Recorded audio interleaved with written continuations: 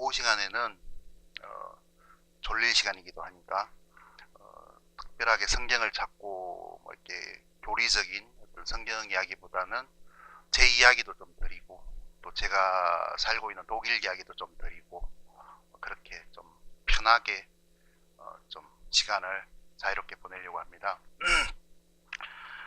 어, 예전에 그 우리나라 초대 대통령이셨던 이승만 대통령이 그 스위스인가요? 커피집에서 프란체스카 여사를 만나서 이제 그 백인과 결혼을 했죠. 그 당시에 이제 한국 사람들은 뭐 해외 여행 이런 것도 모르고 그랬기 때문에 오스트레일리아하고 오스트리아를 구별하지 못했어요.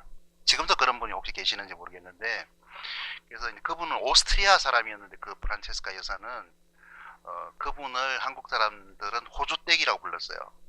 이제 오스트레일리아라고 생각해가지고 오스트리아를. 지금은 이제 좀 밖으로도 많이 나가시고 아마 이번 추석 연휴 때도 해외여행 조상님들 팽개치고 해외여행 가시는 분도 많을 것 같은데, 뭐 조상님들도 뭐 제사밥을 드시려면 해외에 같이 여권 챙겨서 동행을 해야 되지 않을까 싶은 생각이 들 정도로 많이 움직이시잖아요. 어, 잠깐 이제 제 이야기를 조금 드리자면은 저희 부모님은 그 장로교에는 그 교파가 굉장히 많고 장로교 안에도 한 400개 정도 된다고 제가 알고 있어요. 장로교 안에 그 교파가.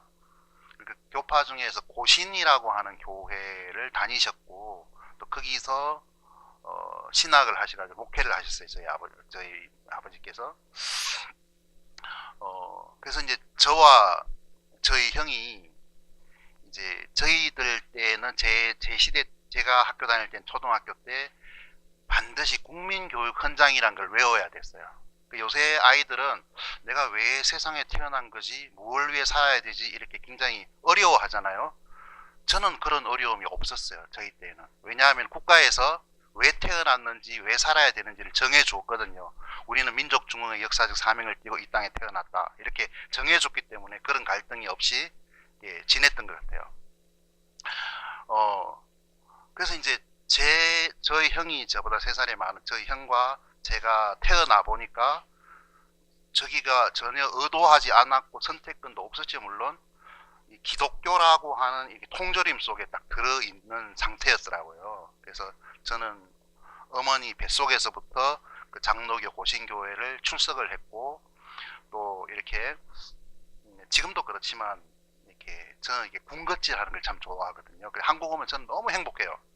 여러분을 만나게 돼서 행복한다는 그런 접대성 멘트보다는 사실을 말하자면은 아이스크림이 너무 싸고 맛있어요. 그래서 저는 정말 행복하거든요.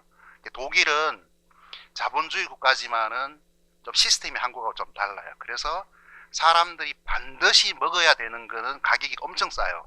그래서 쌀은 반드시 먹어야 되는 거잖아요. 그러니까 쌀값은 한국 쌀값의 한 3분의 1, 4분의 1 정도 가격이에요. 배추도 한 4분의 1, 5분의 1 가격이에요. 여러분 배추가 너무 비싸서 김장하기가 힘드시면은 독일에 와서 사가셔서 담으시면은 정말 좋을 것 같아요. 예, 굉장히 싸요 그런 거. 감자 이만큼 큰 뭐 10kg, 20kg 부대에 한 3, 4천 원 그렇게 하거든요. 그런 건 반드시 먹어야 되니까. 근데 그 콘 이렇게 아이스크림 그것도 3유로 해요. 4천 원, 5천 원 해요. 이거는 안 먹어도 되는 거니까. 그럼 저는 안 먹어도 되는 게 먹고 싶거든요. 그래서 근데 그게 너무 비싸요. 그죠? 너무 비싸요. 근데 한국에 오면은 슈퍼에 안 그래도 싼데 뭐 3개에 뭐 반값 세일하면은 이거 막 너무 행복하고 그걸 보면은 그냥 즐겁고 행복하고 막 그렇거든요. 그래서 몽땅 사가지고 한 20개씩 사가지고 냉동실에 넣어놓고 한꺼번에 한 10개씩 먹어요. 그러면 이렇게 배에서부터 서늘한 에어컨이 작동하면은 시원하면서 막 행복해지거든요. 내가 한국에 살았구나 하고 이제 행복해지거든요. 그래서 무슨 얘기 하려고 그래. 저 어릴 때부터 군것질 하는 걸 좋아해가지고 근데 제가 다니는 교회 그 장로교회에서는 고신에는 일요일이라는 말은 금지되어 있어요. 일요일이라 그러면 안 되고 주일이라고 말해요. 주의 날. 그 주일에는 돈을 쓰면 안 되는 거예요. 그리고 군것질을 못 하죠. 가게를 못 가죠. 그죠? 목욕도 가면 안 되고 웬만큼 죽을 일이 아니면은 약국도 가면 안 되고 병원도 가면 안 됐어요. 제가 다녔던 교회는, 장로교회는. 그래서 저희 어머니께서 군것질 좋아하는 저희 형과 저를 위해서 토요일 날 미리 군것질 장을 봐놓아요. 그리고 숨겨놔요. 얘들이 이제 일요일 전에 이걸 먹어치우면 안 되니까.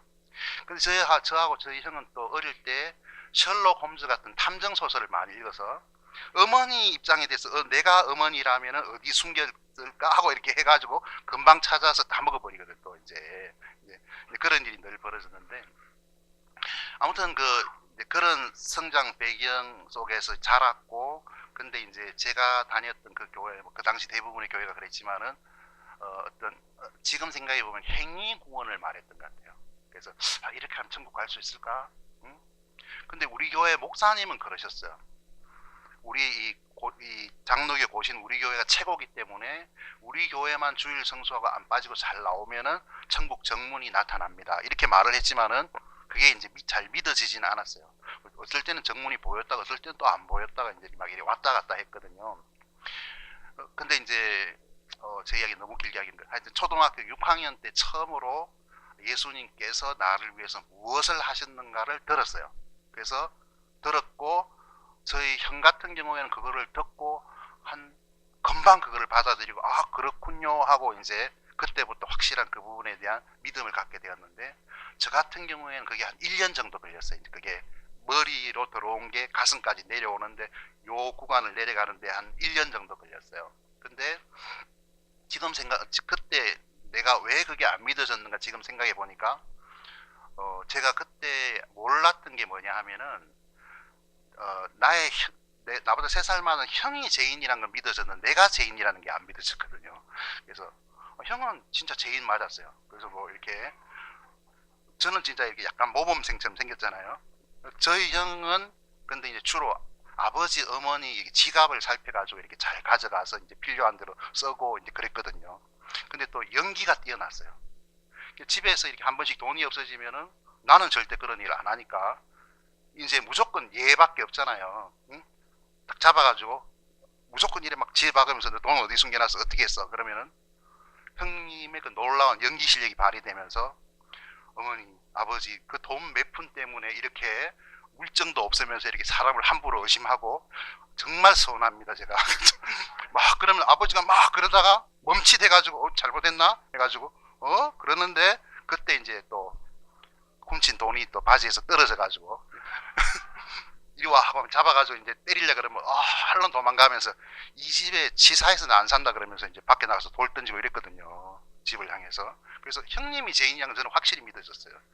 근데 제가 죄인이라는 거는 좀 별다른 죄를 지은 적도 없는데 예수님이 가져갔다 그러니까 내 죄를 좋긴 한데 도대체 뭘 가져간 거야 하는 그런 생각이 1년 동안 들었기 때문에 제가 죄인이 잘 안 됐어요. 그래서 이제 그 복음을 믿는데 그렇게 시간이 걸렸던 것 같아요. 아무튼 이제 그러고 저는 좀 일찍 목회를 시작해서 26살에 목회를 한국에서 시작했어요. 그리고 한 10년 정도 하다가 2000년도 4월 25일인가 독일로 갔어요. 독일로 저보고 어떻게 독일을 가게 됐냐 그러는데, 이제 뭐 옛날 여러분이 좀 썰렁한, 지금은 좀 썰렁하게 느껴지는 그 농담 있잖아요. 뭐 홍수가 났는데 머리가 긴 아가씨가 막 물살에 떠내려가는데 아무도 뛰어내려가서 구해주지 않는 어떤 백발이 승승한 할아버지가 뛰어내려가서 이제 그 아가씨를 건져왔다. 그래서 막 사람들이 인터뷰하면서 아유 할아버지 도대체 어디서 그런 용기가 났어요. 그러니까 이 할아버지가 정색을 하면서 언놈이 떠밀었어 하고 이제 그 소리 질렀다는. 누가 저보고 어떻게 독일에 갔냐 그러면은 그 할아버지 심정이 누가 떠밀었어요 저를. 그래서 생각도 없이 갔거든요. 제가 예전에 속했던 그 교단에서 제 선임자가 독일에서 한 5년간 일을 하다가 갑자기 무슨 바람이 났는지 아프리카로 가고 싶대요. 그래서 이제 갑자기 이렇게 떠나게 됐어요. 그래서 야구 용어로 하면 대타로 제가 이제 거기 갔는데, 그 도시에 갔는데 이제 독일 거의 한가운데 있는 괴팅엔이라고 하는 자그마한 대학 도시에, 독일의 대학 도시가 세 개가 있어요. 유명한 대학 도시가 하이델베르그, 그 다음에 마부르크, 프랑크푸르트 옆에, 그리고 이 괴팅겐. 그 괴팅겐 같은 도시는 인구가 12만 명쯤 되는 그냥 자그마한 소도시인데, 그 12만 명 인구 중에 대학생, 교수, 교직원이 4만 명쯤 됐어요. 그러니까 대학을 위해서 존재하는 그런 도시죠. 그래서 거기서 역대 고대학 하나에서 역대 노벨상 수상자가 한 50명 정도 나온 그런 유명한 대학이거든요. 그리고 제가 그 대학에 들어간 건 아니고 그 대학이 있는 도시에 이제 그 목회자 제 전임자 대타로 가니까 이렇게 그 사람들이 교회에 많지는 않지만 한 20명 정도, 15명에서 한 20명 정도 있는 거예요. 근데 재밌는 거는 그 15명, 20명 중에 한 20명 정도 중에 국적이 한 12, 3개국 좀 됐어요. 다국적군. 그러니까 근데 한국 사람이 얼마나 있냐 그러면 한국 사람은 저희 가족밖에 없었죠. 그러니까. 근데 이제 이 사람들이 아무도 한국어를 아는 사람이 없는 거예요. 그래서 저보고 이제 사람들이 그게 궁금한지 모르지만 어떻게 독일어 배우셨냐고, 어떻게 이렇게 원래 독일어를 전공했냐 그러는데, 독일어는 제가 많이 알기는 했죠. 가기 전에 뭐 좀 이렇게 모차르트, 베토벤, 분데스리가 뭐 이런 독일어를 많이 알았거든요. 근데 이제 거기 가서 알파벳부터 시작해가지고 이제 하는데, 처음에는 이제 제가 독일어를 전혀 못하는 상태가 알파벳도 모르는 상태에서 갔으니까 설교를 하려고 각국 대표들이 무슨 비정상회담 하는 것처럼 앉아 계시는데 한국어를 전혀 몰라. 이분들이 참 문제가. 그래서 영어로 1년을 했어요. 영어를 제가 또 엄청 잘하거든요. 그래서 영어로 1시간 설교를 하려고 그러니까 막 등에서 식은땀이 나면서 막 긴박한 상황이 되니까 고등학교 때 성문 종합영어 수거 외운 게 막 생각나고 그러더라고요. 그래서 이제 하여튼 그렇게 1년을 버티다가 그 1년 후에는 이제 형제 자매들한테 우리 이제부터 독일어로 하자고, 그래서 독일어로 그 당시 계속 학원을 다녔으니까 독일어로 바꿨어요. 언어에 천부적인 소질이 있는 것처럼 보이지 않나요, 제가? 근데 이제 저희 교회 그 당시 나오시는 부인 자매님 중에 한 40대 초반쯤 되는 뭐 젊은 분인데, 이분은 그냥 평범한 그냥 그 독일에서 고등학교 나오고 그냥 평범한 직장 가지고 이런 그냥 평범한 독일 분이신데, 다른 건 몰라도 독일에 대해서 독일어를 굉장히 잘하고 엄격한 분이셨거든요. 그래서 제 전임 목사도 그분 미국에서 오래 사셔가지고 영어를 웬만한 미국 사람보다 훨씬 잘했는데, 이제 독일어로 설교하면은 이 부인 자매님이 이렇게 뒤에 앉아 있다가 문법적으로 틀린 말을, 잘못된 말을 하고 이러면 고개를 막 흔들었어요. 아니야 하고 막 괴로워하시는 거예요. 아니야. 그런데 그보다 훨씬 못한 제가 버퍼링 심한 독일어로 하니까 이분이 이제 고개를 다시 흔들기 시작했어요. 아니야 하고 막 괴로워하다가 설교를 마칠 쯤 되니까 너무 목이 아파가지고 계속 흔드니까 이제 안 하고 그냥 가만히 계시더라고요. 그 이후로는 그냥 고개 흔드는 것도 포기하시고 그냥 앉아 계시더라고요. 근데 간 것도 떠밀려서 갔고, 설교도 누가 나를 위해서 통역해주는 사람이 있었으면은 그냥 저는 편하게 한국말을 하고 통역에 의지해야 될 건데, 아무도 통역해주는 사람이 없으니까 되든 안 되든 그냥 거의 뭐라 그럴까요, 제가 지나온 삶을 생각해 보면은 뭐라 그러죠, 이런 걸 해병대 정신이라 그럴까요, 이런 정신으로 그냥 제가 예전에 속한 선교회는 이렇게 뭐랄까 비행기 타고 이렇게 가다가 나라가 밑에 있으면은 던져주고 뱀 잡아먹고 살아라, 그리고 이제 이런 생존 서바이벌 하라고 이런 곳이었기 때문에 그렇게 제가 살았어요. 그래서 이게 중요한 건 아니지만 경제적인 것을 말하자면은, 만약에 이제 독일에서 제가 독일은 전세라는 게 없거든요. 다 월세예요. 자기 집이 아니고 월세거든요. 700유로 정도 월세를 낸다 그러면 한 100만 원 가까이. 그럼 제가 옛날에 소속된 선교회에는 800유로를 줬어요. 매달 지원을 했어요. 그럼 700유로로 집세 내고 100유로로 자동차 보험료 기름 넣고 학교 다니고 다 하라고 알아서. 이제 그렇기 때문에 이제 서바이벌 해야 되는 거죠, 이제 무조건. 그래서 이제 이거를 가지고 만지작거리면서 계산을 하면은, 그때 제일 중요한 거는 저희 부부에게 학원 가는 거예요. 독일어 학원 가는 건데, 얼른 마음 변하기 전에 독일어 학원에 등록을 하는 거예요. 이걸 가지고 있으면은 뭐 이걸 빵 사 먹고 뭐 하고 이러면 못 가니까 일단 죽더라도 일단 언어를 배워야 되니까 이제 그런 식으로 이렇게 살았었고 이제 그래서 이제 제가 이제 평범한 다른 교회 좀 다른 환경에 있는 목회자들을 보면은 저는 그렇게 해병대 정신으로 거의 뱀 잡아먹고 산 그런 사람이 그렇게 안 생겼죠. 그런데 그렇기 때문에 약간 좀 옛날 좀 비하적인 표현을 하자면은 약간 공군 방위처럼 보였어요.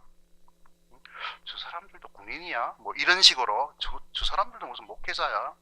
이런 식으로 이제 그 어떤 그런 전투 정신이 강했거든요. 얼마 전에 제가 그 이야기 잠깐 드릴게요.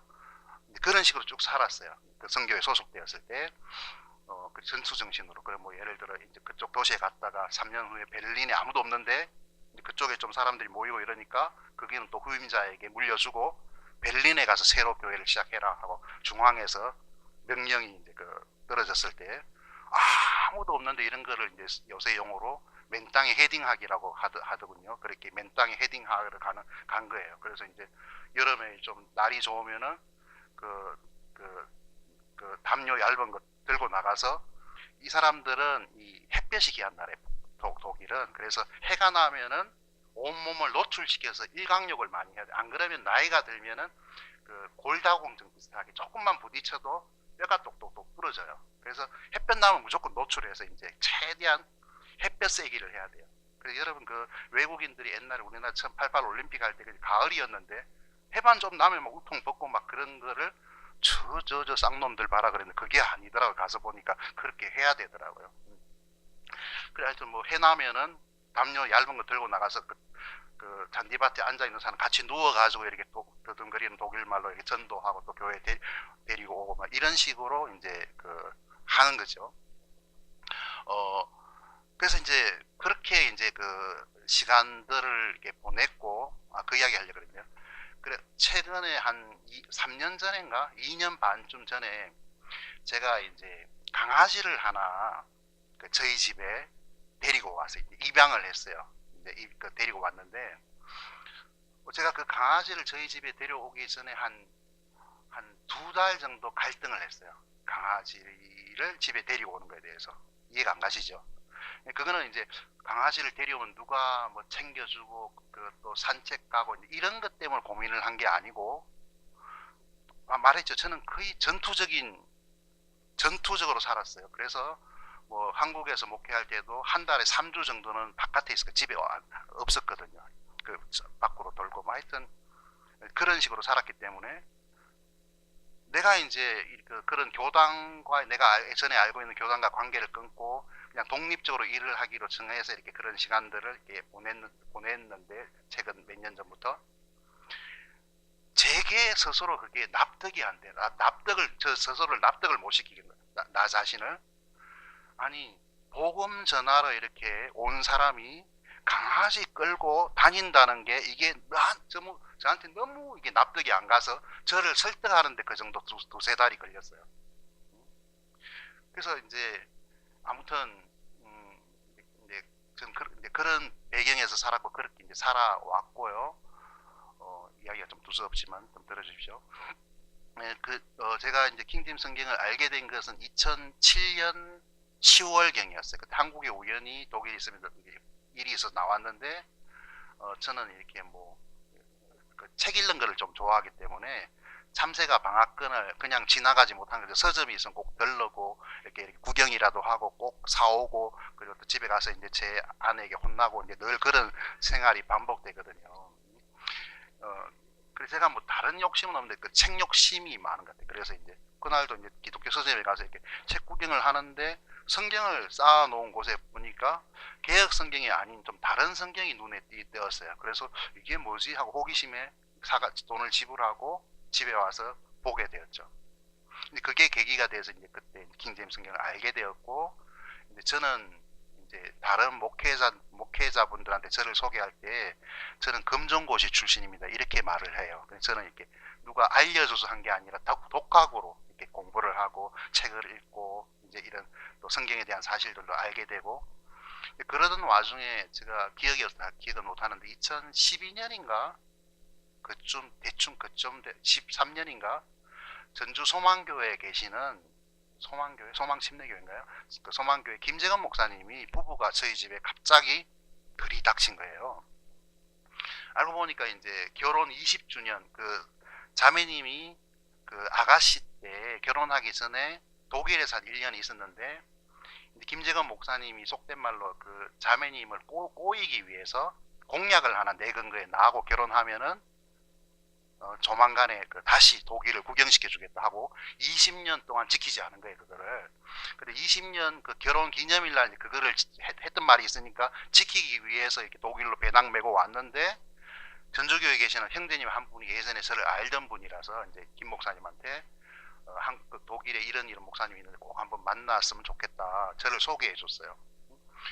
저는 그 엄청 저를 잘 아는 것처럼 김재건 목사님한테 말을 했는데 저는 거의 뭐 일면식도 없는 분이었고 갑자기 뭐 낯선 두 사람이 배낭 메고 들어와서 신앙 교제를 하다 보니까 제가 가지고 있는 신앙하고 믿는 바와 굉장히 많이 일치하는 걸 이렇게 보게 되면서 그때부터 교제가 이렇게 이어지고 지금도 제가 한국 나오면은 목회자 친교회도 가서 교제도 하고 이제 뭐 이런 그 인연을 맺게 된 거죠.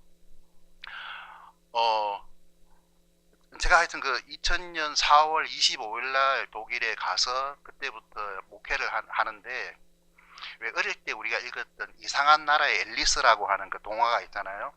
정말 내가 전혀 경험하지 못한 낯선 세계가 이렇게 제 앞에 펼쳐졌어요.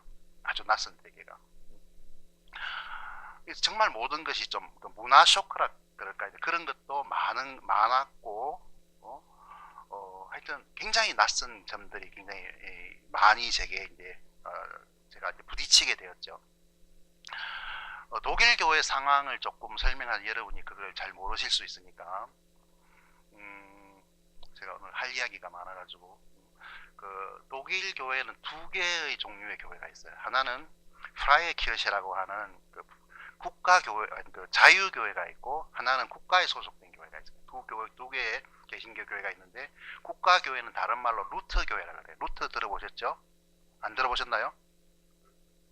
루터 모르시는 분들도 좀 예, 루터 모르시는 분들 좀 계시더라고요. 그래 한번 한국에서 손님이 우리 집에 와 한국 분들이 오셨는데 제가 좀 장난기가 많아가지고 제가 사는 도시 바로 한 20km, 25km 위로 올라가면 독일 발음으로 봄스라고 영어로 웜스라고 하는 독일 그 루터가 종교 재판 받았던 그 도시가 있거든요. 아이고, 형제님 자매님 여기까지 오셨는데 우리 루터 형제님 신방 한번 가야죠 이렇게 말을 했어요. 그 유적지 관광지 가자는 말을 그렇게 말을 하니까 네 가야지요 하고 따라 나셨었어요. 그 도시 고속도로를 타고 그 도시를 거의 다 갔는데 뒤에 계신 자매님이 근데 선교사님 그 형제님이 이 교회 나오시나 봐요. 그래 이렇게 묻더라고요. 그 사실을 말하면 너무 이렇게 좀 민망해 하실 것 같아가지고 전에는 나오셨는데 요새는 잘 안 나오시더라고요. 그랬으니까 500년 전부터 안 나오셨죠. 그래서 그래서 신방 가는구나. 그렇게 루터를 모르시는 분도 계시고 전혀 모르시는 분들도 계시더라고요. 그 이제 루터 교회, 국가교회는 그 교회는 어떻게 운영을 하냐 하면은 이제 그 독일 사람들은 자기 신상 명세서에 자기 종교를 적는 난이 있어요.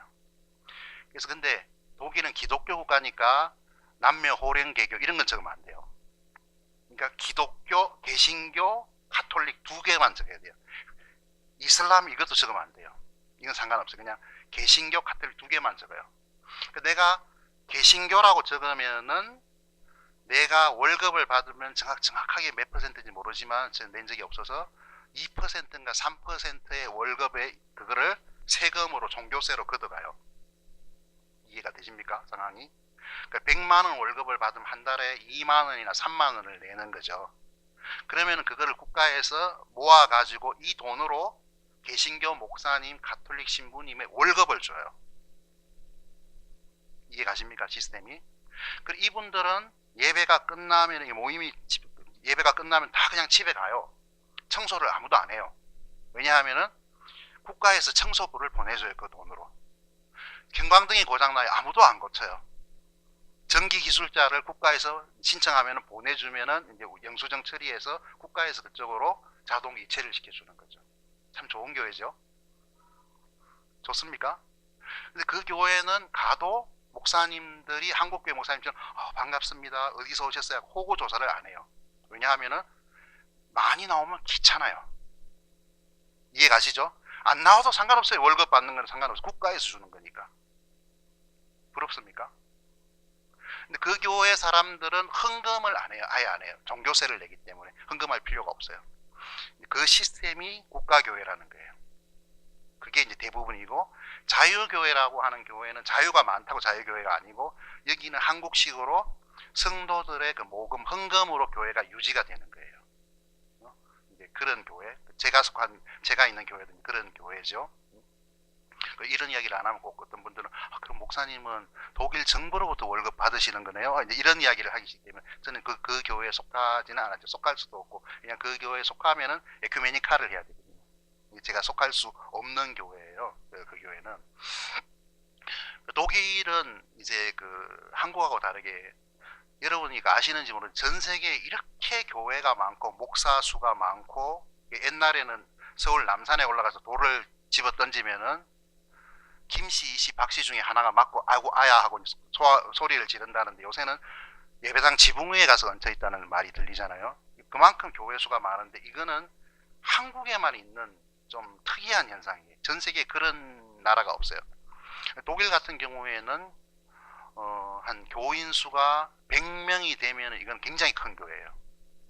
지금 여기 수원교회는 굉장히 큰 교회예요. 엄청나게 큰 교회예요. 독일에서는. 200명 되면 초대형 교회예요. 초대형 교회. 제가 지금 우리 교회는 자체 건물이 없으니까 국가교회가, 이분들은 부지런하니까 좀 일찍 자고 일찍 일어나요. 9시에 오전 예배를 드려요. 그러면 10시 되면 다 마쳐요. 그럼 다 집에 가요. 그러면 예배당이 텅텅 비잖아요. 그 시간에 이제 우리가 이제 그 건물을 사용하는 거예요. 근데 그 교회의 이제 목사님에게 제가 한 번은 그냥 뭐 할 말도 없고 어색하니까 그냥 인사말로 목사님 교회는 교인들이 몇 명쯤 됩니까? 그러니까 한참 막 고심을 하더라고요. 얼마나 많길래 3,000명쯤 되나? 아니요 4,000명인가? 막 이러더라고요. 좀 신기해서 그렇게 이 교회가 큰 교회였나?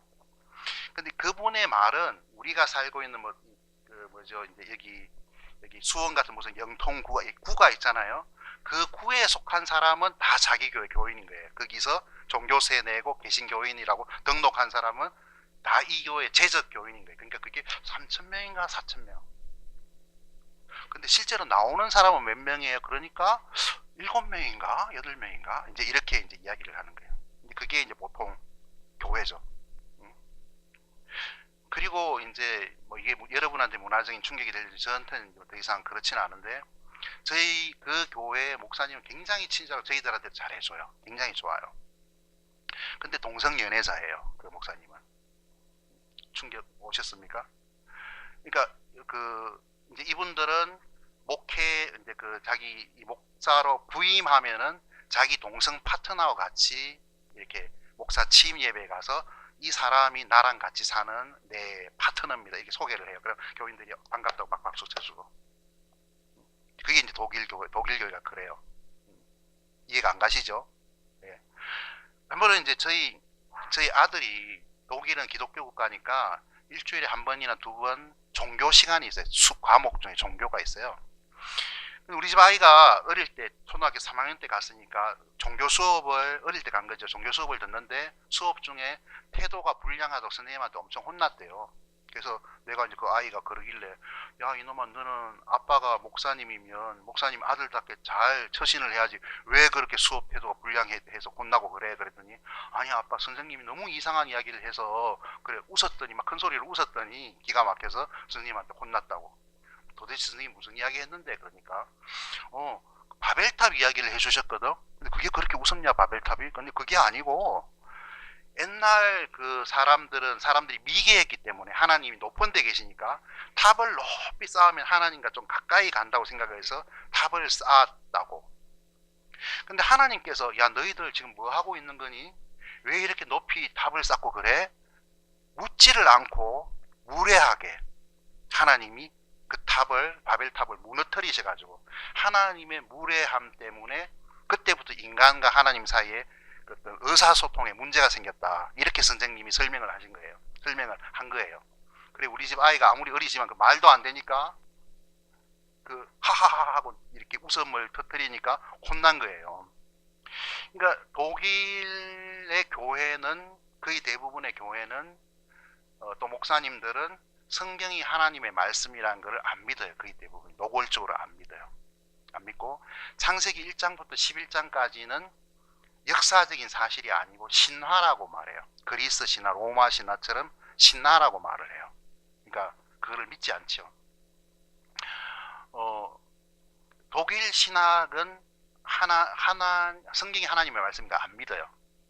예를 들어 이제 성경을 설명할 때 요한복음 6장 오병이어의 기적 아시죠 여러분? 그거를 독일 목사님 어떻게 설명하냐 하면은 예수님께서 이렇게 물고기 5마리와 2마리인가요? 2마리와 빵 5개로 5,000명이 넘는 사람을 먹이고 그 다음에 제자들에게 버리는 것이 없도록 이 광주리에 다 바구니에 다 담아라. 독일 목사님 뭐라고 설명하냐 하면은 설교하시냐 하면은 그때부터 예수님께서는 그 친환경에 대해서 생각을 하셨고 이렇게 뭐랄까 이제 자연을 보호하려는 그런 생각을 하셨고 직접 실천을 하셨다. 우리가 그거를 본받아야 된다. 이제 이런 설교를 주로 하시거든요.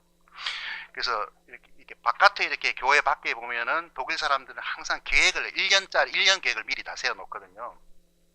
그것도 굉장히 문화적인 차이인데 이게 우리 집 아이들도 이렇게 그런 경험을 했어요. 아무튼 그 독일 교회 앞에는 한 달 설교할 게 이렇게 미리 다 적혀 있어요. 그 제목이.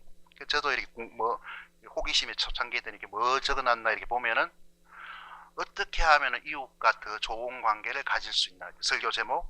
그 다음 주는 어떻게 하면은 에이즈의 위험에서 이렇게 안전하게 나를 지킬 수 있을까. 뭐 이런 설교를 주로 하세요. 그래 하여튼 그 저희 집 아이가 간지 얼마 안 돼가지고 그냥 한국식으로 독일 애들은 금방 친해지니까 우리 집에 놀러 올래? 놀러 갈래? 그러면은 독일 초등학교 2, 3학년은 그래 가자 이렇게 안 해요. 어떻게 하는지 아세요?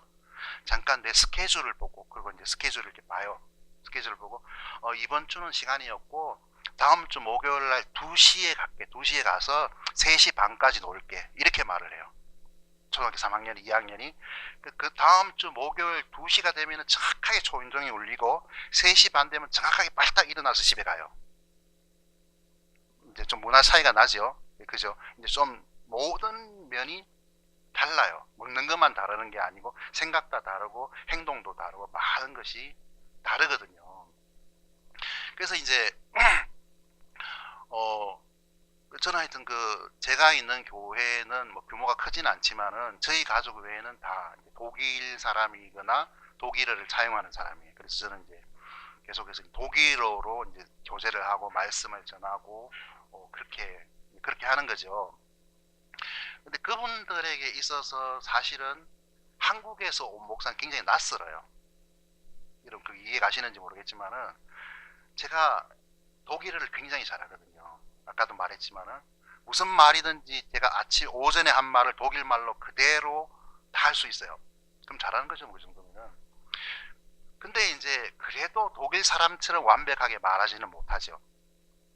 근데 독일 사람이 제가 있는 교회에 와서 나를 보고 목사님이라고 제 설교를 듣는 거는 비유하자면 어떤 것과 같으냐 하면은 한국의 베트남이나 아니면 남아프리카 공화국 출신의 그 아프리카 사람이 와서 버퍼링 나는 한국말로 말을 하면서 내가 당신들을 위해서 일부러 그 멀리에서 날아왔다 그러고 교회를 하는데 교인들은 다 한국 사람인 거예요. 아프리카 사람이 아니고. 그런 상황하고 비슷하다고 보면은 되는 거예요. 그러니까 한국 목사 선교사 중에 현지인을 상대로 목회하는 사람은 거의 없거든요. 사실은요. 다 거기 있는 한국 사람을 상대로 해서 하는 거죠. 저는 약간 좀 그 사람들이 볼 때 좀 특이한 그런 일을 하고 있는 거고요. 그리고 이제 아까 오전에 그 말씀을 하시니까 잊어버리기 전에 말씀을 드리자면은 저희 교회 이제 최근에 이제 나오시는 젊은 부인이죠. 나이는 어리지만 이제 결혼했으니까 부인 중에 아프가니스탄 출신, 그러니까 회교도 이슬람 출신의 자매님 한 분이 계세요. 이분은 아프가니스탄 어딘지 지도 한번 보세요. 또 걸어서 독일까지 오셨어요. 걸어서 걸어 뭐 이렇게 거의 독일까지 오셨는데 어 그래서 저희들하고 인연을 갖게 되고 저희 교회도 나오시고 이렇게 이러는데 독일 정부에서 최근 3년간 그 주로 시리아 쪽에 있는 난민들 정치 난민을 100만 명 정도를 받아주었거든요. 100만 명. 100만 명은 대단한 숫자예요, 사실은. 한국은 뭐 제주도에 뭐 가족 몇 명 왔는데 난리가 났대요. 참 너무 뭐 독일 사람이 볼 때는 이제 좀 우스운 상황이죠. 100만 명을 받았고 100만 명은 어느 정도냐 하면은 독일이 8,100만 명인데 인구가 독일은 인구 분산이 잘 됐기 때문에 100만 명이 넘는 도시가 세 곳밖에 없어요. 베를린 350만, 함부르크 170만, 뮌헨 130만 세 개밖에 없어요. 근데 그런 대형 도시가 하나 생긴 거예요. 100만 명이 왔으니까. 근데 오면은 온 것으로 그치는 게 아니고 독일 정부에서는 그 사람들 아파트를 줘야 돼요. 집을 줘야 돼요. 그리고 독일어를 배워야 되니까 학원을 보내요. 학원비가 비싸거든요. 학원을 보내줘요. 그 직업 교육을 받도록 그거를 국가에서 다 돈을 내줘요. 한국 정부는 그렇게 못하겠죠. 난리가 나겠죠. 반대하고. 그리고 이제 저희 또 옆집에 옆에 사는 최근에 오신 한 3년 전에 오신 시리아 쪽 쿠르드족이라고 들어보셨어요? 시리아 사람인데 쿠르드족 출신인데 이분은 이제 자기 나이 많은 아버지, 어머니, 자기 아내, 자기 그리고 애들 3명하고 왔어요. 왔어요, 그죠? 그러면 그 집을 우리보다 제 집보다 넓은 데 살거든요. 그 집을 독일 정부에서 집을 준 거예요. 그리고 그 사람하고 아내가 의학원을 독일어 학원을 다닐 수 있도록 그거를 줘요. 그리고 생활비를 또 따로 줘요. 그 애들 3명에게 그 아이들이 18세까지 보통은 그리고 대학에 가면 대학 졸업할 때까지 매달 한 25만 원 정도를 줘야 되거든요. 독일 정부에서 25만 원을 주고 아이를 낳고 1년간은 뭐 기저귀까지 그런 게 많이 드니까 50만 원 정도를 또 주고 그죠? 근데 그분들은 1년 지나면 또 아이 낳고 하기 때문에 50만 원 계속 받는 거예요. 그리고 이제 최근에 이제 제가 이제 그 아내 젊은 분이에요. 그 아내에게 어떻게 지내냐고 인사를 하고 이제 이웃이니까 인사를 하니까 자기 취직했다고 자랑을 하더라고요. 독일 말도 내가 알기로 잘 못하는데 어떻게 취직을 해서 어디 취직했냐 그러니까 자기 이제 나이 많으신 시부모님이 있죠. 시부모님을 어차피 이렇게 국가에서 사람을 보내서 이렇게 도와주고 이렇게 챙겨주고 해야 되는데 며느리인 자기가 그걸 하겠다 그러니까 국가에서 며느리에게 월급을 주는 거예요. 이제 그 월급을. 그래서 이 사람들은 자기 자녀 3명에 대한 수당 받고 집세 받고 학원비 보조받고 또 생활비 받고 그리고 또 월급 받고 부모님 밥 차려야 된다고 또 시부모님 밥 차려야 된다고 돈 받고 근데 그걸 다 정부가 부담을 하는 거예요. 독일이 위대한 나라죠.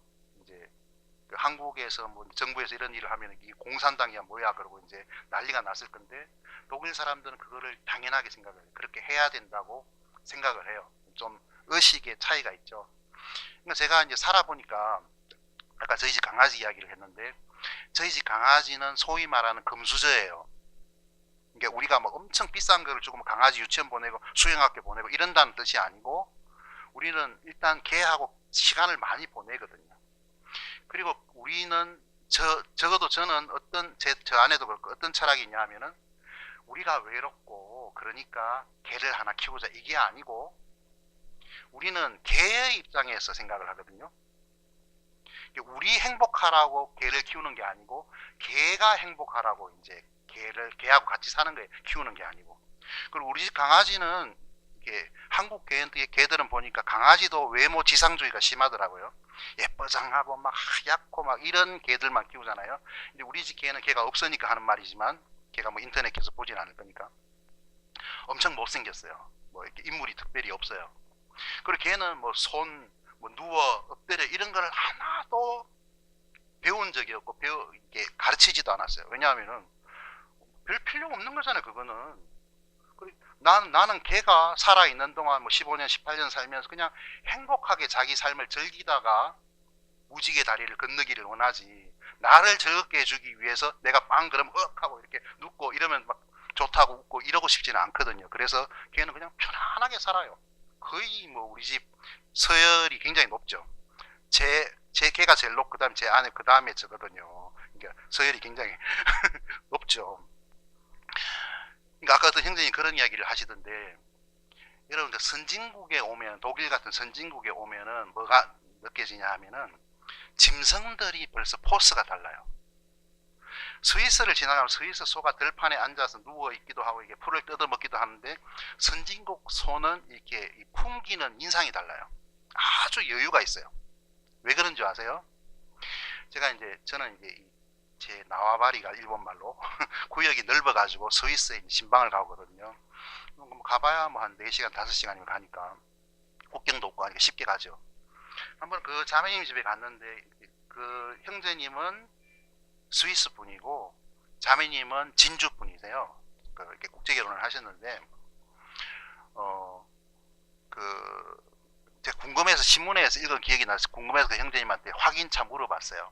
형제님, 내가 최근에 신문을 읽어보니까 스위스에 무슨 그 닭들에 대한 법을 정했다면서요 하고 제가 질문을 했겁니다. 뭘 읽었냐 하면은 스위스 국회에서 열띤 토론을 거쳐서 닭들을 닭장 안에서만 가두는 것은 너무 비인간적인 거다, 뭐 비닭적인 거야 그래야 되나, 하여튼 이게 있을 수가 없는 일이다 해가지고, 그 양계하는 사람은 그 닭을 반드시 하루에 몇 시간 이상을 바깥에 햇볕을 보고 산보를 하게 하는 법이 세워진 거예요. 그러니까 닭들도 거기 태어나야 돼요. 이게 선진국에 태어나야 되지. 안 그러면 이게 좁은데 그 A4지 만한데 갇혀 있다가 바로 뭐 그 처갓집 양념통 닭 그런 데 가가지고 바로 밥상에 올라오고 이제 이렇게 끝나잖아요. 선진국 닭은 안 그래요. 죽을 때까지는 행복하게 살거든요. 소도 그렇고, 그죠? 그래서 좀 모든 게 이렇게 생각을 해보면은, 아, 선진국이라는 게 돈이 많아서 선진국이 아니고 어떤 모든 사람들의 생각이나 모든 의식 자체가 다르다는 그런 느낌을 많이 갖죠. 그래서 아까 그 이야기를 제가 잠깐 드린 것은, 이슬람이 굉장히 많이 유럽에는 많이 들어와요. 이슬람 사람, 독일도 마찬가지예요. 최근 3년간 100만 명이 들어왔으니까 거의 다 이슬람이죠, 그 사람들은. 근데 저는 걱정을 안 하는데, 꼭 상황이 외국에서 한국으로 간다 그러면은 그 외국 사람들 한국이 꼭 막 그냥 막 금방이라도 전쟁이 날 것 같은 위험한 나라라고 생각을 하잖아요. 근데 한국 사람들은 김정은이가 뭐라고 말을 해도 너무 많이 해가지고 아무 감각이 없어요. 그냥 여전히 자기들 삶을 살잖아요. 그런 것처럼 유럽은 여러분이 생각하는 것처럼 그런 거는 아니거든요. 근데 이 사람들이 와서 뭐 유럽을 이슬람을 시키거나 뭐 이렇게 과격하게 뭘 하거나 이런 것보다는, 이 사람들이 오면은 다 유럽화가 되고 독일화가 돼요. 거의 대부분. 이분들은 거기서 누리지 못하는 자유를 누리고 학교 가고 얼마나 좋아요.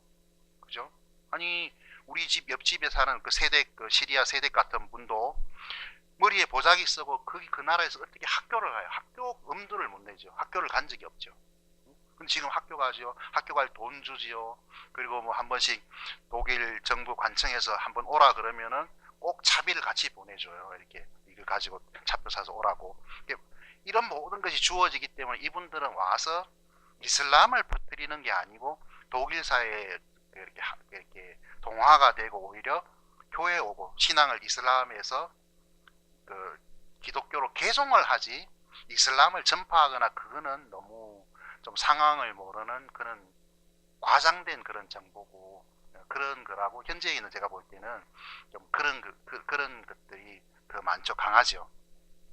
그래서 뭐 제 주변에 뭐 이슬람이 많거든요. 근데 그걸 여러분 어떻게 이해하시면 되냐면은, 한국 사람들이 옛날에 그 태어나면은 절에 가서 나 불교하고 이렇게 그 이름을 올리지만은 절에는 거의 안 가거나 1년에 한번 초파일날 가는 그 정도인 것처럼, 거기 뭐 이란, 이라크, 사우디아라비아 이런 곳에 있는 그 회교들, 이슬람 교인들도 그런 식이에요. 그 종교에 별로 관심이 없고, 그냥 그 사람들이 넘어오면 그 아이들 10대들은 그냥 자기들끼리 또 뭐 휴대폰 가지고 있고 뭐 이렇게 뭐 채팅하고 뭐 연애하고 이러지, 알라 뭐 별로 관심 없어요. 마호멧도 관심이 없고. 그게 이제 독일화가 되지 이슬람화를 그들이 시키고 이런 거는 아니거든요. 그런 면이 있고요. 제가 잠깐 또 다른 측면을 이야기하자면은, 최근에 이제 그 유럽에 있는 기독교인들이 어떤 일을 이슬람에 있는 사람들에게 하나님의 말씀을 전하는데 국가적으로 공식적으로 그렇게 말씀을 전하는 것은 금지되어 있잖아요. 그러니까 무슨 일을 하냐면 키프로스나 이런 중립적인 이 섬에 방송국을 세워서 거기 큰 안테나를 세워놓고 기독교 방송을 이집트나 사우디나 이란으로 쏘는 거예요. 그럼 거기서 그걸 다 보거든요.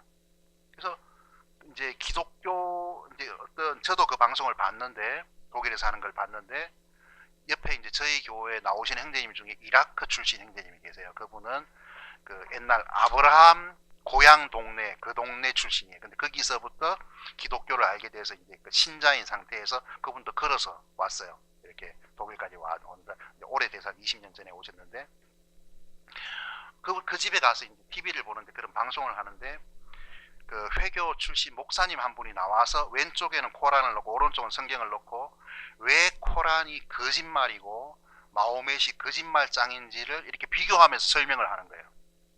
이런 그런 얘기 안 들어보셨죠? 마호멧은 그 마호멧의 아내 중에 7살, 8살 된 아내가 몇 명 있었거든요. 그럼 마호멧은 그 나귀하고 간음하고 이런 사람이었거든요. 간질병 환자였고.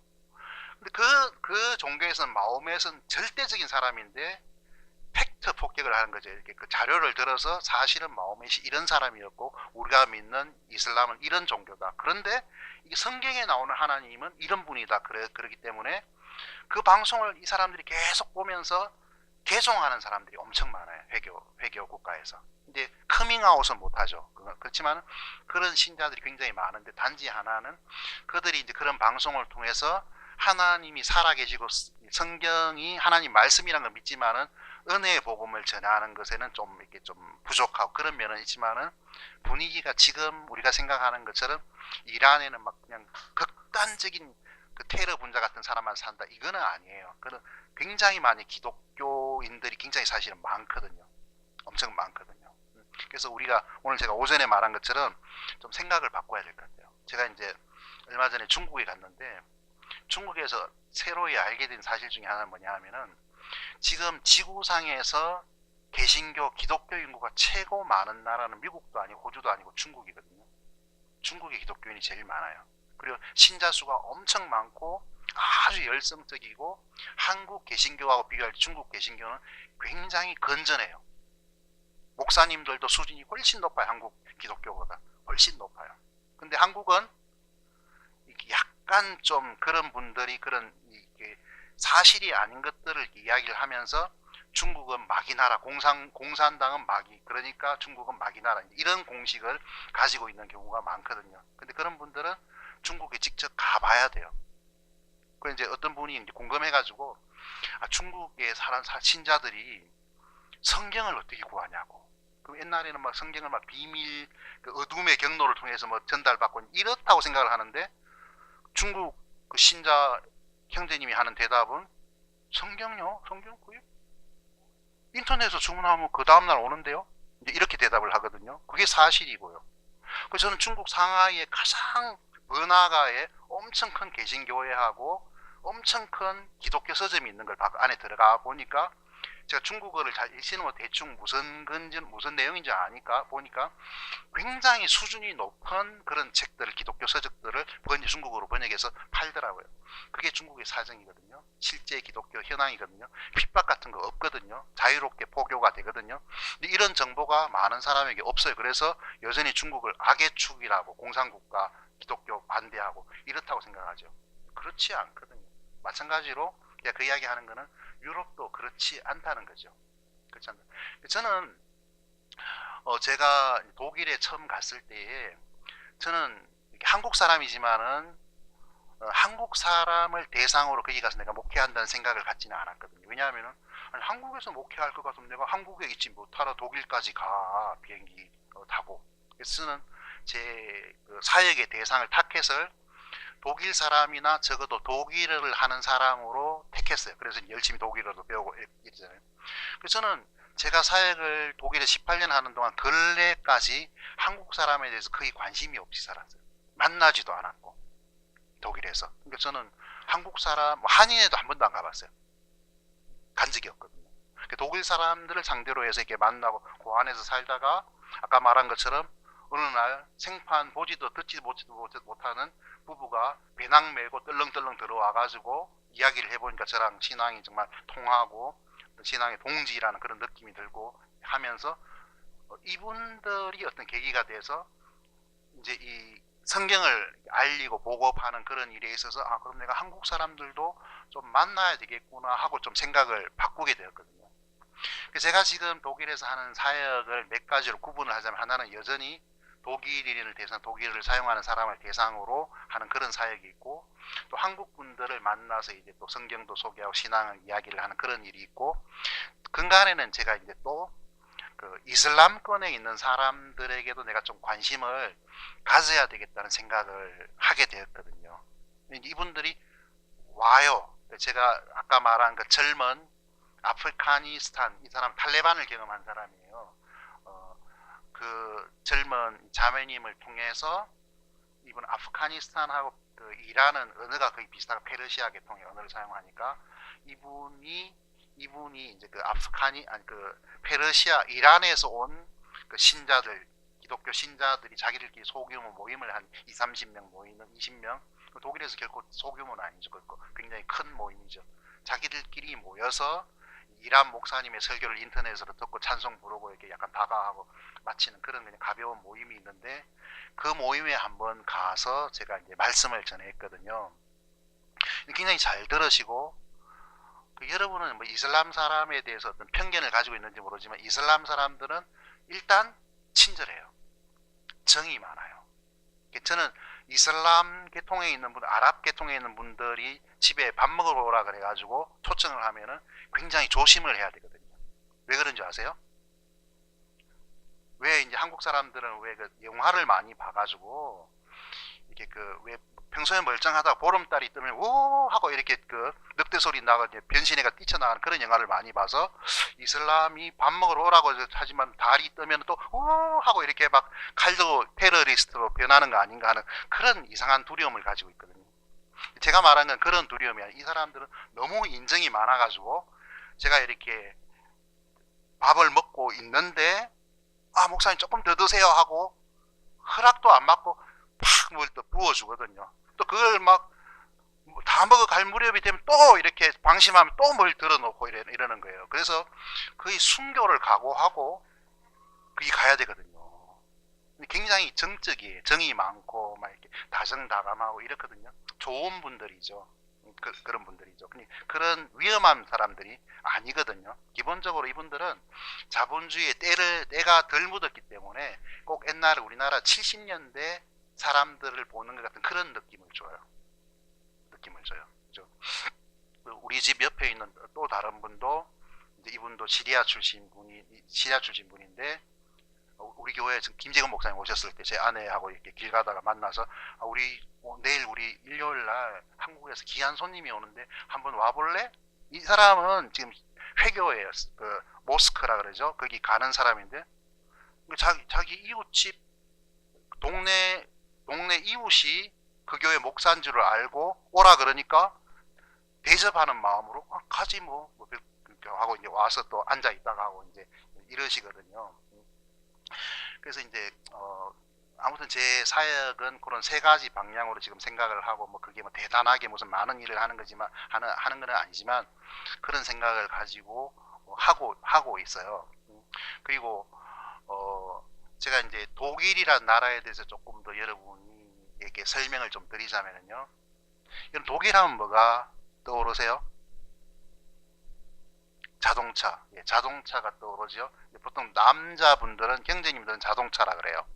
여자분들은 자동차에 관심이 전혀 없는 이렇게 남자들이 군대 이야기 할 때만큼 짜증나는 게 차 이야기 하면 짜증 내시는 분들이 계시거든요.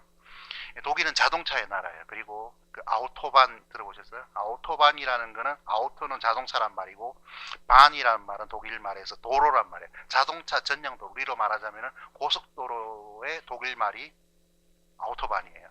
근데 그 아우토반의 절반은 무제한 고속도로예요. 그러니까 독일 고속도로 전체 다가 무제한은 아니고 절반 정도는 무제한, 게 속도 제한이 없어요. 그래서 저는 그렇게 빨리 자동차를 이렇게 운전하고 그러지는 않거든요. 제가 이렇게 차분하게 운전을 하거든요. 한 160km, 180km 정도 이렇게 차분하게 다니거든요. 그래서 160km, 180km 다니면 옆에서 이렇게 뭐 240km 이렇게 지나가요. 300km로 그 정도 지나가는 차들, 그 차들은 제가 한 180km 달려도 이렇게 추월하는 게 아니고 여기서부터 뻥 하고 이렇게 없어지는 그런 차들이 제법 많거든요. 그래서 이제 아우토반, 그게 아우토반이에요. 그래서 너무 위험한 거 아닌가 하고 한번 독일 국회에서 토론을 했어요. 우리도 다른 유럽에서는 독일만 무제한 고속도로가 있거든요. 그리고 독일은 무제한 고속도로 통행료가 없어요. 참 좋은 나라죠. 통행료가 없어요. 다 공짜예요. 그래서 이제 우리나라도 속도 제한을 좀 해야 되는 거 아닌가 하고 국회의원들이 의논을 했는데, 국회에서 뭐라고 결론이 나냐 하면은 독일은 재밌는 게 별로 없거든요. 재밌는 게 별로 없어요. 그래서 8시가 되면은 모든 가게가 다 문을 닫아요. 한산해요. 시내에 아무도 없어요. 8시가 되면 모든 어린이들은 8시 되면 자야 돼요. 다 재워요. 7시 반부터 침대에 데리고 들어가서 동화책 읽고 눈 잡아 당겨가지고 이렇게 재워요. 8시 되면 다 자요. 독일의 모든 어린이들 다 자요. 혹시 외국인 아이들이 부모와 함께 8시 반에 9시에 혹시 이렇게 길 다니면 독일 할머니들이 별나죠. 쫓아와가지고 아이고 저 불쌍한 거 8시간 넘었는데 잠자러도 못 가고 어떡하나 하고 막 걱정을 해주시거든요. 독일 애들은 8시 넘으면 안 돌아다녀. 다 자요, 집에서. 그 독일 사람들도, 독일은 제가 그런 걸 몰라서 그런지 모르지만 일단은 남자들이 가는 그런 한국 같은 그런 개념에 무슨 룸살롱, 단란주점 뭐 이런 게 전혀 없어요.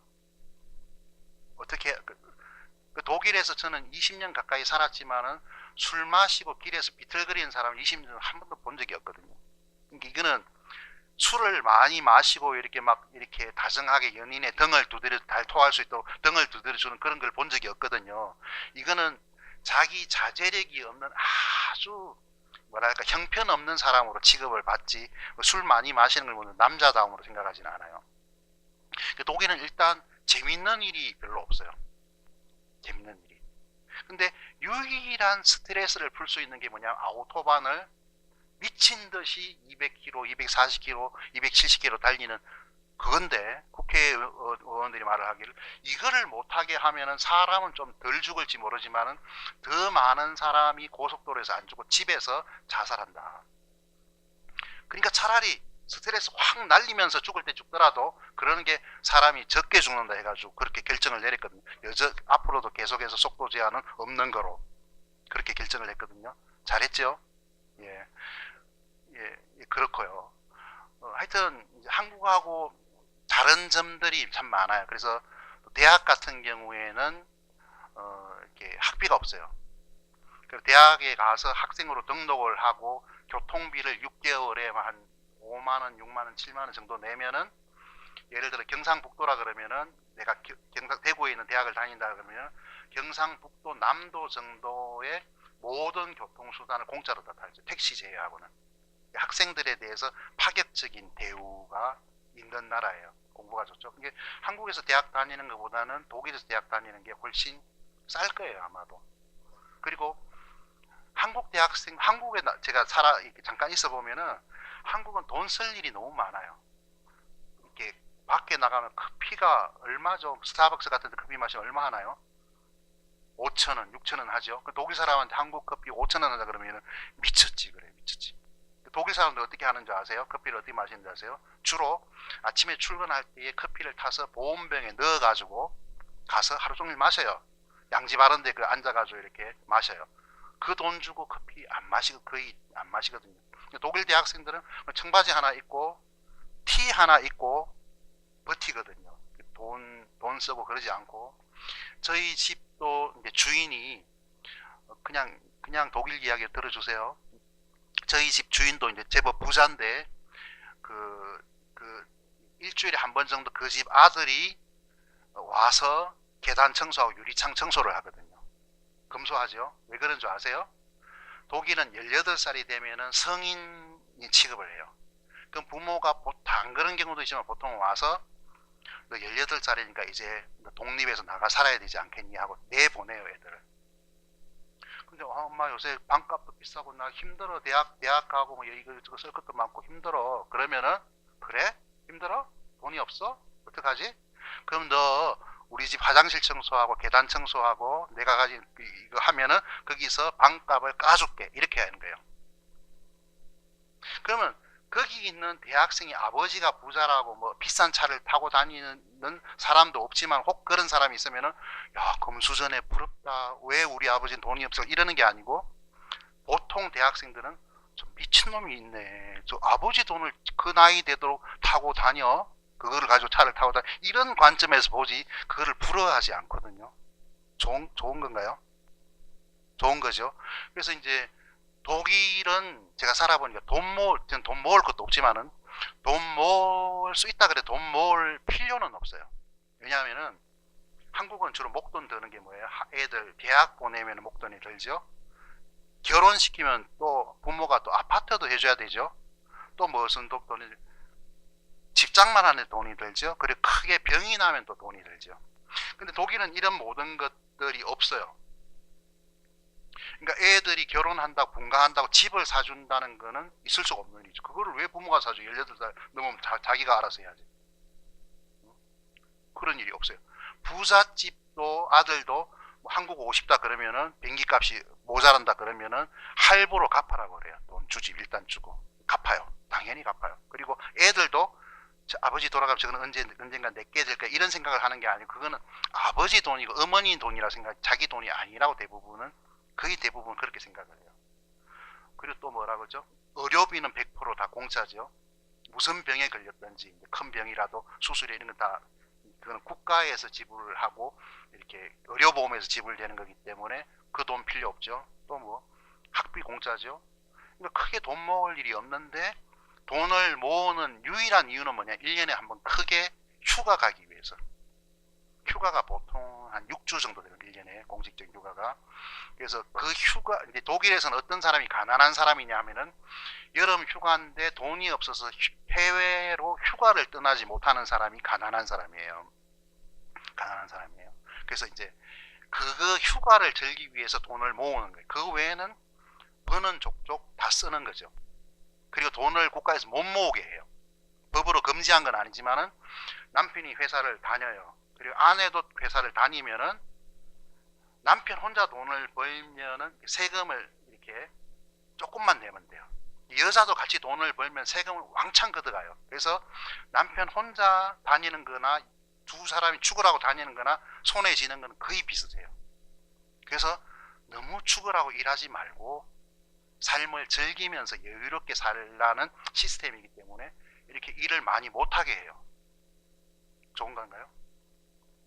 그래서 거기는 퇴근 시간이 되는 퇴근 안 하고 열심히 일을 하면은 전부 다 욕을 해요. 저런 미친놈이 다 있나 하고 회사 분위기를 망친다고 욕을 하거든요. 왜냐하면은 그렇게는 그냥 주어진 시간에 열심히 하고 퇴근할 때 퇴근해야 되는 것이지 과도하게 하는 걸 다들 싫어하거든요. 그 농부들도 국가에서 뭐 포도 농사를 짓는다 그러면은 얼마 뭐 예를 들어 10톤을 이렇게 수매를 해준다 그러면은 열심히 해가지고 15톤이 나오면은 10톤만 수매하고 5톤은 너네 다 먹으세요 하고 이제 안 사주니까 그렇게 열심히 할 필요가 없고 농사를 망치면은 7톤만 생산했으면은 3톤에 대해서 국가가 보상을 해주거든요. 약간 사회주의적인 자본주의 국가이기 때문에 좀 시스템이 다르죠. 그래서 일단은 삶이 막 한국 사람처럼 막 쫓기는 게 아니고 좀 여유가 있죠.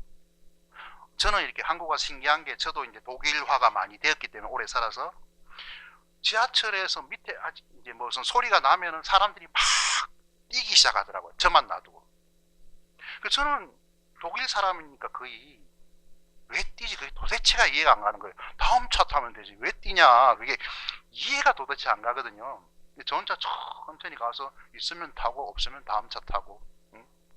그게 이제 독일적인 생각이거든요. 이게 삶에 좀 여유가 있죠. 급하게 쫓기는 게 없고 그런 여유가 있죠. 근데 이제 아까 말한 것처럼 신앙적인 면을 생각하면은 굉장히 열악한 면이 많아요. 아까 말한 것처럼 사람들이 너무 먹고 살만하니까 살기가 좋으니까 신앙에 대해서 무관심한 사람이 대부분인 거예요. 대부분이고, 그리고 교회도 아까 말씀드린 것처럼 교회가 건물들은 많은데 교인들은 정말 적어요. 그래서 평균 평균을 따지면 교회에 한 2, 30명 정도 되는 거, 요게 평균이고, 아까 말한 것처럼 말씀드린 것처럼 100명 정도 모이면 엄청나게 큰 교회이고, 200명 모이면 이거는 거의 이게 초대형 교회 그런 취급을 받거든요. 이게 굉장히 좀 열악하고, 수적으로 열악한 것뿐만 아니라 독일은 에큐메니칼이 심해요. 에큐메니칼 들어보셨죠? 그래서 어느 정도냐 하면은 오전에는 개신교 목사님이 같은 성도들을 놓고 개신교 목사님이 설교하고, 오후 예배는 신부님이 설교하는 거예요. 오전 예배는 목사님이 설교하고, 오후는 수녀님이 청년부 이렇게 이 부서별 모임을 수녀가 인도를 하는 거예요. 그게 이제 독일의 에큐메니칼이거든요. 그래서 근데 이제 여러분이 아셔야 되는 것은, 한국에 있는 목회자나 신학 교수들 중에 독일에서 신학 공부를 한 분들은 거의 대부분이 독일의 신학을 배웠거든요. 이분들은 기본적으로 성경이 하나님의 말씀이라는 것을 안 믿어요. 성경이 하나님의 말씀이라는 걸 안 믿어요. 예수님의 처녀 탄생도 안 믿고, 기적을 행한 것도 안 믿고, 이렇게 다시 오신 것도 안 믿고, 피해 속죄도 안 믿고, 아무것도 안 믿어요. 이분들은 그냥 성경에 나오는 사두개인처럼 천국 지옥도 안 믿고, 영도 안 믿고, 천사도 안 믿고, 그런 사람들이 목회를 하고 신학 교수로서 일을 하거든요. 근데 그분들이, 그런 한국에 있는 분들이 거기서 신학을 한 분은 그거를 배우고 그거를 믿어서 돌아왔어요. 근데 한국 교회는 아직까지 보수적이기 때문에 커밍아웃을 못 하는 거예요. 자기는 그걸 믿지도 않으면서 믿는 것처럼 그냥 직업으로 하는 거죠. 그래서 좀 시간이 지나면 독일이나 유럽에 있는 이런 분위기들이 한국에도 건너올 거라고 저는 생각하거든요. 벌써 그렇게 많이 그런 분위기가 됐는지 모르지만은 건너올 거라고 생각을 하거든요. 마지막으로 제가 이야기를 드리는 것은, 시편에 보면은 기초가 무너지면 의인들이 무엇을 하리요 할고, 그런 구절이 있죠. 그런 것처럼 우리가 가지고 있는 이 하나님의 말씀은 절대적인 기준이잖아요. 근데 많이 배울수록, 또 선진국일수록 상대적인 진리가 가득한 거예요. 강한 거예요. 그래서 아무도 이게 진리다 하고 말하지는 못해요. 이거는, 그죠? 모든 것이 상대적이니까. 그렇겠죠? 그래서 그게 무너졌기 때문에, 아까 여러분은, 그렇죠, 제가 어디 프랑크푸르트라는 도시에 저희 집에서 한 100km 북쪽인데, 거기 가서 이제 성경 세미나를 프랑크푸르트 시민들을 초청해서 복음 전도 집회, 말하자면 그런 걸 하고 싶어서 시내 가장 중심가에 있는 교회를 찾아가서 이 건물을 한 4, 5일 정도 빌리고 싶다. 그러니까 그 교회 젊은 목사님이 이렇게 구멍난 청바지 입고 몸에 딱 붙는 그 쫄티 입은 목사님이 나오셔가지고 귀걸이도 하고, 근데 혹시 좀 이상한 단체일 수가 있게 죄송하지만, 집회하는 중간에 제가 한번 가서 보겠다고 성경적으로 하는지. 그래 오셨어요. 그래 오시라고 그래서 오셨어요. 왔는데 역시 이 목사님도 동성 연애자이기 때문에 자기 동성 파트너하고 같이 온 거예요. 근데 독일 사람들은 그렇게 심각하게 생각하지 않거든요. 그런 것을 그냥, 그거는 커피에 이렇게 어떤 사람은 프림도 타고 설탕도 타고 어떤 사람은 블랙으로 마시듯이 이것이 취향의 문제지, 그게 무슨 죄라고 생각하지는 않거든요. 그렇기 때문에 이제 굉장히 저는 그런 생각이 들어요. 한국에서 한 100명의 사람들을 이렇게 전도하거나 이렇게 해서 교회에 인도하는 거의 정도의 정도의 효과를 독일에서 거두려면은, 말이 좀 어려운데, 그것에 한 10배나 100배 정도 수고를 해야지 그만큼의 성과를 얻을 수가 있는 게, 한 사람을 얻기가 굉장히 힘들거든요. 그리고 이분들은 자기 생각들이 굉장히 강하기 때문에. 그리고 예수님은 죄인을 위해서 오셨는데, 독일 사람들은 죄인 만들기가 참 힘들어요. 죄인이 별로 없어요. 그거 이해 안 가시죠? 이것도 어떤 일종의 문화 충격인데, 제가 독일에 가서 얼마 안 돼서 저희 교회 그때 막 나오시는 굉장히 키가 한 185 정도 됐는데 항상 그분은 자기 키가 작다고 생각하는지 엄청 높은 그 킬힐이라 그래요. 엄청 높은 그 하이힐을 신고 교회에 오시는 분이 계셨거든요. 그분하고 개인적으로 성경 공부를 하는데 그 이야기를 들었어요. 제가 어떻게 우연하게 다음 주에 이분이 좀 시골 쪽에 사는데 그 도심으로 이사를 온다고. 그래서 제가 예의적으로 친절하잖아요. 제가 또 그러면은 이사하는데 힘드시면은 제가 좀 가서 도와드릴까요? 물었어요. 근데 그분이 그 여자분이 저한테 뭐라고 대답했냐면 전 남편이 와서 도와주기로 했기 때문에 안 오셔도 된다고. 근데 한국에서는 원래 이혼하면은 보통 원수가 되잖아요. 근데 독일은 안 그러니까. 근데 전 남편이 와서 도와준다고 하는 것도 충격이 되는데 중요한 거는 전 남편이라고 말을 안 하고 복수형을 썼거든요. 전 남편들이 와서 도와주기로 했다고. 그래요. 그래서 굉장히 또 쇼크를 먹었지만 또 쇼크를 감추고 아 그러세요. 그러면 예, 예 알겠습니다. 그랬는데 나중에 뒷소문을 들어보니까 전 남편 4명이 모였다 그러더라고요. 4명이 모여가지고 그때 서로 소개하면서 아 당신이 세 번째에서 그 다음이 나예요. 그리고 이제 뭐 이제 서로 이제 이렇게 이런 분들한테 이혼은 죄입니다. 하나님이 합한 거를 사람이 나누어서는 안 됩니다. 이게 안 통하는 거예요. 이게 안 통하는 말이에요. 그래 이제 독일 사람들은 남자하고 여자하고 살다가 이제 바람을 피는 거 있잖아요. 이제 말하자면은 그건 굉장히 나쁜 거라고 생각해요. 좋죠? 좋죠? 왜냐하면 그거는 정직하지 않으니까 몰래 바람을 피우면. 그럼 몰래 안 피우고 공개적으로 피우면 괜찮아요. 이상하죠? 그래서 이제 남편이 아내에게 가서 여보 내가 이상형을 만난 것 같아. 그러면은 아내가 아 그래? 그리고 이제 이렇게 이제 서로 해서 그러면은 그 다음에 그럼 그 포크하고 그 나이프를 어떻게 나눌까 해가지고 물건 가진 거 짝짝짝짝 나누고 이렇게 쉽게 헤어지거든요. 이게 잘 안 가시죠? 또 한 번의 문화 충격을 제가 많이 받았는데 가서 얼마 안 돼가지고 독일은 모든 것을 예약을 해야 돼요. 사전에 친구 집에 초등학교도 친구 집에 예약을 하고 가야 되거든요. 그냥 가는 게 아니고 일주일 전에 적어도 예약을 하고 가야 돼요. 그래서 제가 조 목사님이 저에게 제가 일요일 여기 주일날 설교하기로 했는데 중간에 전화를 하셔가지고 이렇게 그걸 체크를 하시는 것 같더라고요. 그래서 제 속으로 이분이 독일에서 유학을 하셨나 이런 생각을 했어요. 독일 사람들은 꼭 그렇게 하거든요. 그래서 그 자매님한테 제가 그때 전화해가 자매님 제가 자매님 집에 신방을 좀 가고 싶습니다. 이분은 필리핀 분이 제가 국적이 많다 그랬죠. 남편은 독일 분이고 아 그래요. 그러더니 근데 목사님 오시는 건 좋은데 저희 집에 지금 소파가 없어가지고 오시면은 좀 불편하실 거라고. 그래서 제가 이제 한국 사람들은 바닥에 잘 앉는다고 그러니까 괜찮다고. 그러니까 불편하실 건데 그럼 오세요.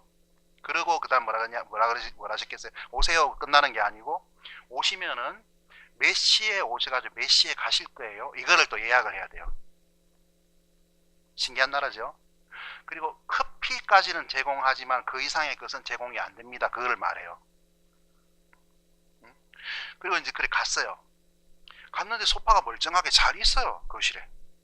제가 추측만 죠. 지금은 좀 눈치가 빨라져 가지고 아무 말도 안 해요. 뭐 곤란한 상황이 있는가 보다. 근데 그때는 꼭 물었어요. 호구 조사도 하고 이제 물었어요. 소파 있네요. 하고 이제 좀 분수처럼 그렇게 말을 했더니 자매님이 하시는 말씀이 이거는 제 남편 거에서 남편 허락 없이는 다른 사람을 앉을 수가 없다고 앉게 못한다고. 별난 사람들이 다 했다. 그럼 왜 살아? 이제 속으로 그런 생각이 들지만 그래도 선교사 그러면 안 되니까 문화를 이해해야 되니까 그러세요. 그러고 이제 제 아내는 또 저보다 오지랖이 조금 더 넓으시거든요. 그래서 이제 뭘 커피를 마시고 나서 벌떡 일어나서 제가 자매님 제가 그 커피 그 그릇 닦는 거 제가 할게요. 그런데 자매님이 그러시지 말라고. 그래 나 잘한다고 괜찮다고 해서 이렇게 하니까 그러니까 자매니까 그럼 하시는데 그 왼쪽에 있는 찬장의 것은 제 남편 거니까 제 남편 수세미니까 그 쓰지 말고 오른쪽에는 제 수세미를 사용하시라고. 그리고 이분들은 장 보러 가면 항상 이렇게 나누어요. 아이스크림은 남편이 사서 남편이 돈을 내고 이거는 또 아내가 돈을 내고 이런 식으로. 교회에서도 그래요. 교회 결혼한 분들도 그런 분들이 제법 많으시거든요. 이분들에게 성경은 그렇지 않다. 이거를 말해주기가 성경을 절대적으로 믿지 않으면은 그게 쉽지 않은 일이거든요. 안 그래요? 그죠? 제가 한 번은 이제 그냥 이렇게 뭐 심각하게 말한 건 아니고, 독일 분들은 우리 형제 자매님들도 성경 공부를 마치면은 소파에 앉았다가 이제 독일 말로 바이란 말을 추스라 그러는데, 소파에 앉아가지고 그냥 앉은 상태에서 잘 가세요 추스 그럼 끝이거든요. 한국어로 하면 굉장히 싸가지가 없는 거죠. 예의가 없는 거죠. 그 속된 말로. 그래서 한 번은 제가 이제 그랬어요. 한국에서는 손님이 왔다 가면은 적어도 문 앞에까지 나와서 문을 열어주고 그분이 뒷꼭지가 보이지 않을 때까지 서 있다가 뒷꼭지가 더 이상 보이지 않는 순간에 문을 닫는다고.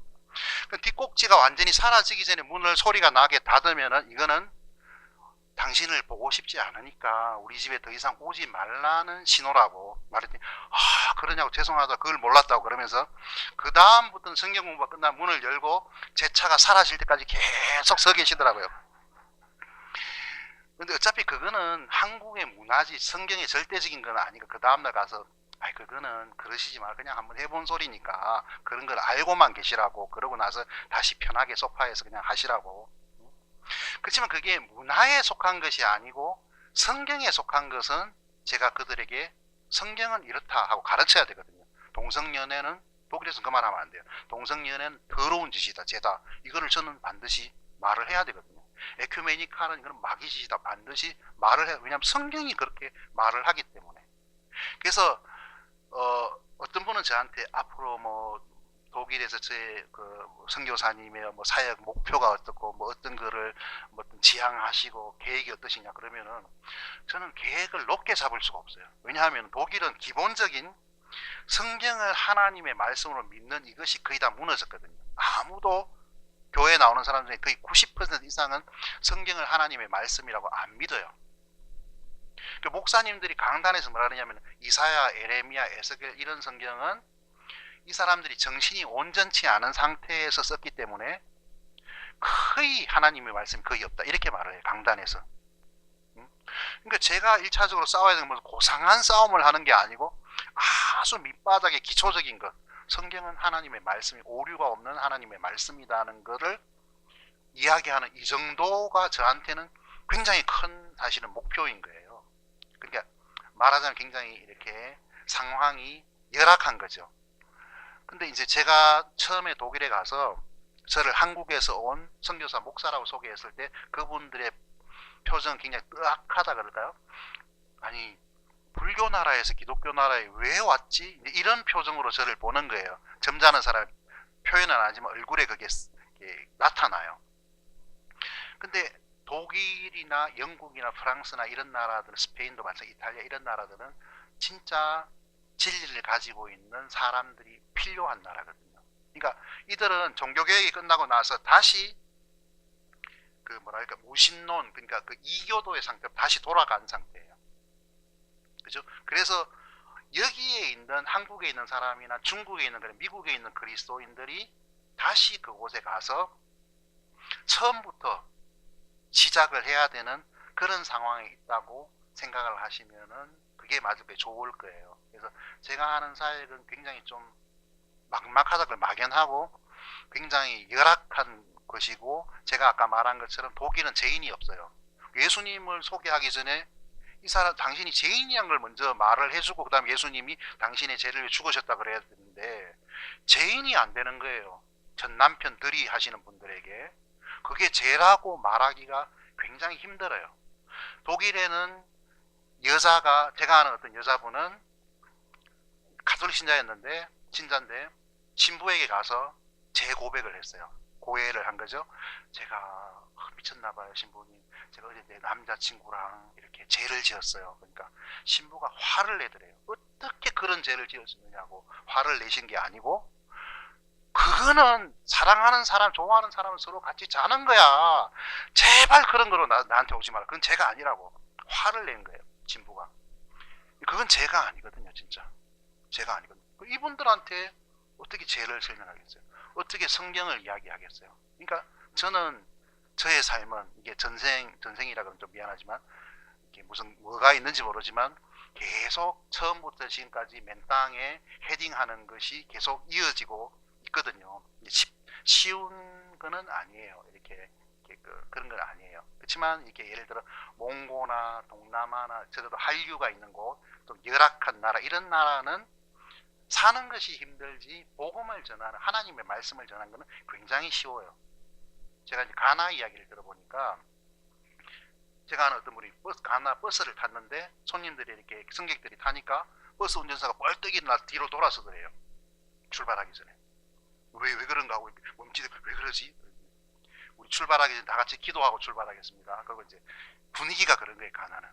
그리고 제가 아는 동료 목사님은 그냥 차 타고 시골에 가다가 그냥 고등학교 건물이 있으면 들어가서 교장실에 문 두드리고, 내가 한국에서 온 선교사인데 이 학생들에게 말씀을 좀 전하고 싶다. 그러면 그러시냐고. 그러면 방송에가 오늘 수업은 이것으로 마치고 전교생들은 전부 다 운동장으로 나와주죠. 한국에서 훌륭한 목사님 와서 지금 하나님의 말씀을 전하시는, 다 나오십시오. 이런 분위기니까 좀 듣고 모기는 많아도 선교사가 참 살기가 좋은 곳이에요. 독일은 아까 말 사회복지제도가 완벽하고 여름도 그렇게 혹독하게 덥지 않고 모든 것이 안전하고 많은 것이 좋지만은 선교사가 살 동네는 못 되는 거예요. 어떤 분들은 속도 없이 목사님은 그래도 선진국에 가서 참 우리 한국 살기가 이렇게 각박하고 힘든데 참 잘 사시겠어요. 그러면은 이제 거기에 대해서 뭐라고 대답해야 될지 참 난감하거든요. 제가 잘 사는 게 아니거든요. 제가 나팔을 불나고 있는데 찬장 위에 먼지 뽀얗게 쌓여놓고 앉혀놓으면 그 나팔이 말을 할 수 있으면 얼마나 괴롭겠어요. 이해 가시죠? 무슨 말인가? 그러니까 그런 상황들이 좀 다른 환경에 놓여져 있는 것이죠. 쉽지 않은 그런 환경이 있는 것이죠. 그래서 제가 아까 제가 말한 그런 독일인을 위한 사역, 또 한국 분들을 위한 사역, 또 거기 이슬람 쪽에서 계속 오시니까 그분들을 위한 사역에 대해서 또 여러분이 생각나시는 대로 또 기도로 함께 해주시고, 잘 모르시죠, 그죠? 그리고 이제 오늘 저와 좋은 또 인연을 맺었으니까 또 주말에 이렇게 좀 적적하고 심심하면 비행기 타고 오세요. 이렇게 오시면은 좋고. 예전에 이제 이 중국 항로가 열리기 전에는 독일은 정말 먼 나라였거든요. 한 번에 독일로 못 갔어요. 앵크리지로 이렇게 가서 거기서 경유를 한번 하고 그 북극해를 넘어서 이렇게 넘어왔거든요. 지금은 바로 찔러서 10시간, 11시간이면 충분히 오지만 그때는 23시간 그렇게 걸렸고, 그때는 중요한 건 카톡이 없었어요. 그래서 국제전화 비싼 거 막 이렇게 들려! 그러고 소리 지르고 이런 시대였는데, 지금은 참 그런 면에서는 굉장히 좋은 시절이 되었죠. 그래서 또 생각나는 대로 기도해 주시고, 또 이렇게 또 기회가 되면 이렇게 한 번씩 이렇게 유럽에 와서 그런 상황들을 보시면은 참 좋아요. 그래서 이렇게 또 오실 수 있는 기회가 되면은 또 오셔서 상황들을 직접 한번 봐주시고, 그래서 전 세계의 다양한 나라의 다양한 환경 속에 그런 그리스도인들이 있고, 또 일단 유럽은 지금 어쨌거나 이슬람 사람들이 굉장히 많이 건너오기 때문에 메르켈 총리 아시죠? 메르켈 독일 네 번째 연임하고 있는 그 여자 총리 목사 딸이에요. 그래요. 독일의 일부 사람들이 이렇게 많은 사람을 한꺼번에 받으면 이게 재정적으로 문제가 이거 어떻게 다 감당하냐, 그러니까 메르켈 총리가 뭐라고 한 줄 아세요? 목사 딸처럼 말했거든요. 아니 우리가 안 그래도 이슬람권에 가서 기독교인들 당신들이 복음 전하, 하나님을 전해야 되는데 자기들이 이렇게 오니 얼마나 좋으냐고, 오는 사람들 전도하면 되는 거 아니냐고 이렇게 대답을 했어요, 메르켈 총리가. 근데 그게 사실이에요. 그래서 그 사람들이 그냥 자본주의의 맛을 보고 이런 물질 문명의 맛을 보고 거기에 빠지기 전에 또 정말 참된 진리를 가진 사람들, 그 사람들에게 해야 될 그런 의무적인 것도 해야 될 일도 있고 하기 때문에 이래저래 여러 가지로 여러분 기억나시는 대로 저를 위해서 기도해 주시고, 또 독일이라는 나라를 위해서 기도해 주시면 고맙겠습니다. 이 정도로 하고 또 뭐 나중에 사적으로 궁금한 거 있으면 물어보시기 바랍니다. 네, 기도 한번 하고 마치겠습니다.